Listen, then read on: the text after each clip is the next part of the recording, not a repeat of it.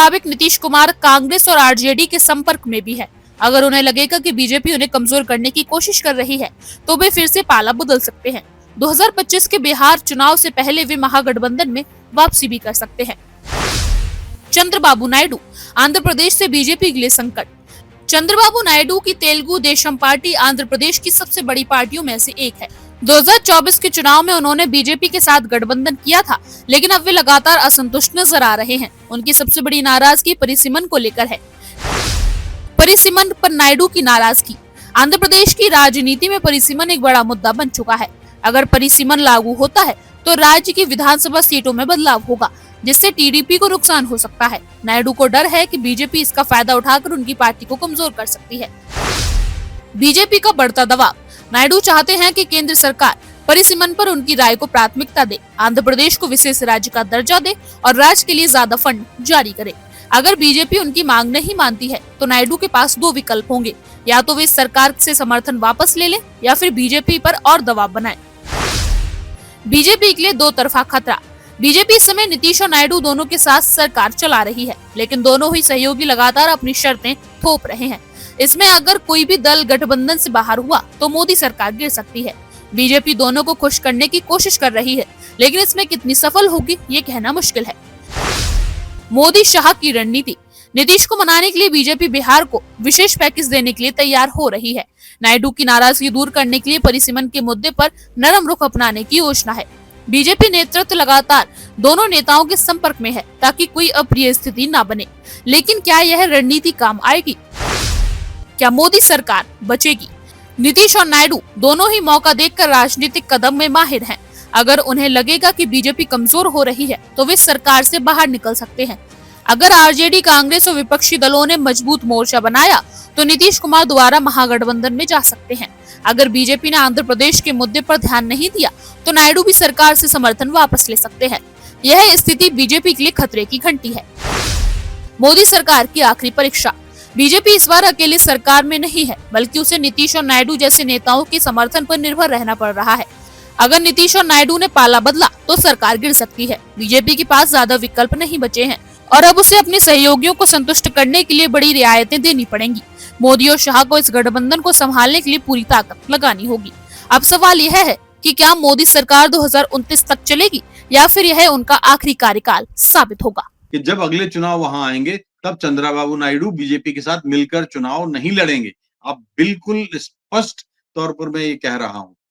बड़ा सवाल ये है सर, तमाम तरह की चीजें यहाँ पर चल रही हैं। राजनीतिक उठापटक बहुत बुरी तरह से है, क्योंकि जहां एक तरफ हम बात करें चंद्रबाबू नायडू की भी और हिंदी की बेल्ट को लेकर के जो चर्चाएं शुरू हो गई हैं, जहां पर जनसंख्या परिसीमन की बात शुरू हो गई है जनसंख्या के आधार पर, और चंद्रबाबू नायडू भी वहां पर अपना पाला कभी इधर पलट लेते हैं, कभी उधर पलट लेते हैं। अचानक से वो कह रहे हैं कि तेलुगु के साथ हिंदी भी जरूरी है, अचानक से वो कह रहे हैं कट्टर हिंदू की बात करने लगे हैं। तो ये कौन सी दिशा में हम जा रहे हैं, जहाँ पे आर्थिक चीजों के बारे में कोई बात नहीं कर रहा है, हम ये सारी चीजों के बारे में हमारे ये बड़े बड़े नेता ये क्या बात कर रहे हैं, क्यों कर रहे हैं। नायडू के अगर करियर को देखें, उनके इतिहास को देखें, तो जहां पर उनको अपने लिए लड़ना था बीजेपी से, वो तो वो लड़े ही नहीं। वहां पर भी वो उल्टा अभी उनके साथ ही खड़े हो गए। तो जनता के लिए कितना लड़ेंगे, अपने वोट बैंक के लिए कितना लड़ेंगे। मतलब एक इंटीग्रिटी पर सवाल आ रहा है सर यहाँ पे इन लोगों को लेकर के। समझ नहीं आता है कि आप असल मुद्दे कब उठाएंगे। आप ठीक कह रही हैं। अब जो सियासत हो रही है, इस सियासत में मैं बहुत साफ कहना चाहता हूं कि ये अवसरवादी सियासत है, सिद्धांतों और सरोकारों की सियासत नहीं है। जिस चंद्रबाबू नायडू को हमने अटल बिहारी वाजपेयी के जमाने में देखा था, जब वो एनडीए के संयोजक भी हुआ करते थे, तब भी हमने उनकी भूमिका देखी थी। हमने तब भी उनकी भूमिका देखी जब वो मुख्यमंत्री हुआ करते थे। हमने तब भी उनकी भूमिका देखी जब उन्होंने पाला बदला।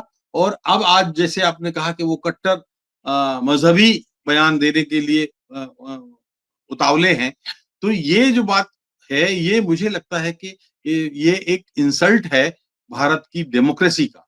क्योंकि भारत का मुख्यमंत्री, कोई भी मुख्यमंत्री हो, निर्वाचित मुख्यमंत्री संविधान की शपथ लेता है और संविधान की शपथ लेने वाला मुख्यमंत्री किसी धर्म के आधार पर भेदभाव नहीं कर सकता। एक बात। दूसरी बात जो आपने भाषा वाली कही है, भाषा के आधार, देखिए, त्रिभाषी फॉर्मूला 60 के दशक में आया था और उस समय उस पर काफ़ी चर्चा हुई थी और हम बीच-बीच में लगातार इस बात पर चर्चा करते भी रहते हैं। इस देश का बौद्धिक समाज भी चर्चा करता है कि हाँ, अधिक से अधिक आप किसी भाषा से नफ़रत नहीं कर सकते। लेकिन भारत जैसी विविधता जो है, विनीता आप देखिए कि दुनिया के किसी देश में नहीं है। इतनी भाषाएँ, इतनी सांस्कृतिक विविधता किसी और मुल्क में नहीं है। इतने धर्म किसी और मुल्क में नहीं है। तो जहाँ ये हो, तो आपको सबका सम्मान करना पड़ेगा, हर भाषा का सम्मान करना पड़ेगा, तब जाकर के आपका ये मिला-जुला लोकतंत्र जो है आगे बढ़ता है। हम अगर देखिए आप ज़्यादातर आप मुल्कों यूरोपीय मुल्कों में देख लें, आप अमेरिका में देख लें, पश्चिम के देशों में देख लें, भाषा अंग्रेज़ी है या कुछ देशों में देख लीजिए तो जैसे जर्मनी है या चीन की है या कुछ और है, जहाँ-जहाँ वो अपनी भाषाएँ बोलते हैं। लेकिन फिर भी वो अंग्रेजी भी करते हैं, मैं आपको बताऊँ, हम अपने यहाँ हिंदी नहीं उतनी पढ़ाते, हमसे ज़्यादा हिंदी पढ़ाता है चीन, हमसे ज़्यादा हिंदी पढ़ाता है जापान, हमसे अच्छा। ज़्यादा हिंदी जी, हमारे यहाँ से कहीं अधिक यूनिवर्सिटीज़ हिंदी पढ़ाने वाली चीन में। और हमारे अरे यहाँ आप देखेंगे कि चीन में पीजी करने वाले लोग भी शुद्ध हिंदी भारत में शुद्ध हिंदी नहीं लिख पाते और जबकि वो एमए हिंदी में होते हैं। तो ये किस बात का सबूत है? क्या हमने अपने शैक्षणिक स्तर को बढ़ाने का कोई प्रयास नहीं किया। हम भाषा के आधार पर नफ़रत तो पैदा करते हैं, लेकिन हम भाषा के आधार पर ज्ञान हासिल करने की कोशिश नहीं करते और ये बहुत बड़ी खामी है हमारे यहाँ इस समूचे शिक्षा तंत्र में। जी। जी सर। यहाँ पर अगर मैं चंद्रबाबू नायडू की बात करूँ सर, आप उनको किस तरह का नेता मानते हैं? क्या वो अपनी चीज़ों को इंटीग्रिटी पर लेकर चलते रहे हैं या फिर कुछ और बातें रही हैं उनकी?